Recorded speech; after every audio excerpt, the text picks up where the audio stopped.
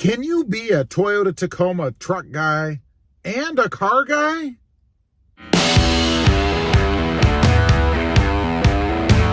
Well, good afternoon, everybody, and welcome back to Robmotive. Kind of a quirky question here because I think I already know the answer. Well, I already know the answer for me anyway, but the question is, can you be a Toyota Tacoma truck guy and a car guy at the same time?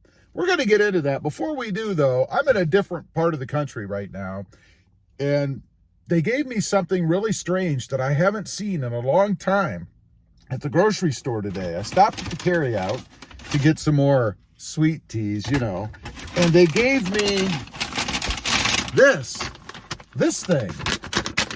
What is this? I haven't seen these in years. When did stores start using paper bags again? I mean, this is a bona fide grocery style paper bag, right? I don't know, kind of unusual. I guess it's just different parts of the country do different things, right? I kind of like it. You know, you used to get those, or you get those now, those plastic bags that don't hold anything. I mean, let's face it, you throw them in the trunk or somewhere and everything that was in them is no longer in them, which is kind of strange because it always seems really difficult to get stuff out of those bags, right? Kind of grabs and everything. But anyway, that's not the point of this video. I just thought it was kind of unique here. I don't see paper bags anymore. But let's get to the question at hand. Can you be a Toyota Tacoma truck guy and a car guy at the same time?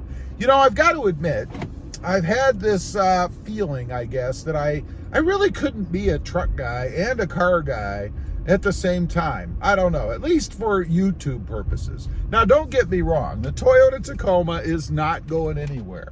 I know, as soon as you start talking about other vehicles or anything, people start to think, you're getting rid of the Toyota Tacoma, you're getting a car. Well, I think I might be getting a car, but it's not going to be on this channel. I'm not going to put it on here. I don't want to muddy up the Toyota Tacoma truck world with a car. But I gotta say, and I think I might have mentioned something about cars in a different recent video. I'm not sure. They all run together after a while. That's what happens when you do daily videos, right? But I've been driving around in this Mercedes E320 now for a week. It's been a week today. Probably not a week in real time, but a week in YouTube time, I guess. So it's been a week today. And I gotta say, I'm digging having a car to drive around, because right now, of course, I have three trucks. I have the Toyota Tacoma, I have the Hyundai Santa Cruz. Some would say is not a truck, more of an SUV with a bed, but I consider it a truck. And then I have the Jeep Gladiator, three mid-sized trucks. But after driving this thing around, you know, it's kind of fun to get out, zip around, be able to change lanes quicker, not have as big of a footprint as what I do in the Toyota Tacoma. I also don't have to worry as much, for some reason, I don't know why, about where I'm parking it.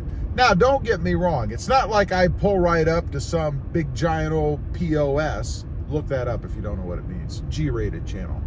But I still can get a bit closer when I'm in parking lots than I do when I'm driving the Tacoma. When I'm driving the Tacoma, I'm parking out in the back 40 somewhere because I just don't want anybody messing with it. And I don't want anybody messing with the car either. But still, for some reason, it just feels a little bit better to be able to park a little bit closer and not have to worry about it.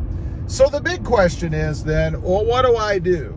How do I scratch this car itch that I seem to have developed since I've been on this trip? Well, I am going to put it on a channel. We'll have the whole process, what it's going to be and all that. Again, it's not going to be on the Robmotive channel. This channel is dedicated solely to the Toyota Tacoma. But I have two other channels. I have the Jeep channel, which is Robmotive JT, and that focuses on the Jeep Gladiator, if you weren't aware. And then I have the mini truck or compact truck channel, Robmotive MT. That really is my newest channel, my lowest channel, if you will, or the channel with the fewest number of subscribers. It's going to go on that channel. I'm going to put it on the MT channel because I just think it would add more interest to that channel in addition to the mini trucks or compact trucks, because frankly, there aren't a lot of compact trucks out there lately or right now. I mean, we really have a couple. We have the Ford Maverick and we have the Hyundai Santa Cruz. I do think there are going to be more coming, but unfortunately, it's going to take a while for those to populate. So we are going to add something to one of those channels. I'm not sure what it's going to be yet. You know, I really love Hondas, but it's not going to be a Honda. I really love this. And this, of course, is a Mercedes. Now, I've been privy to Mercedes before. I had a Mercedes C43. I did have that on this channel back when it was a different channel. And it was a fun car to drive. I actually sold it because we moved to South Texas. I didn't want to haul a truckload of cars, so the truck had to stay, obviously. And at that time, it was a Toyota Tundra. I had it shipped cross country along with a Honda Civic. And I had the Honda Civic because I really liked it, number one. It was a manual transmission, and it was fun to drive, and I thought it would be fun to zip around. Of course, the movers ruined it for me. They gave it to some guy to drive that had never driven a manual before, his own admission, and he smoked the clutch. That really just ruined the car for me. That's why I got rid of it and went with something else.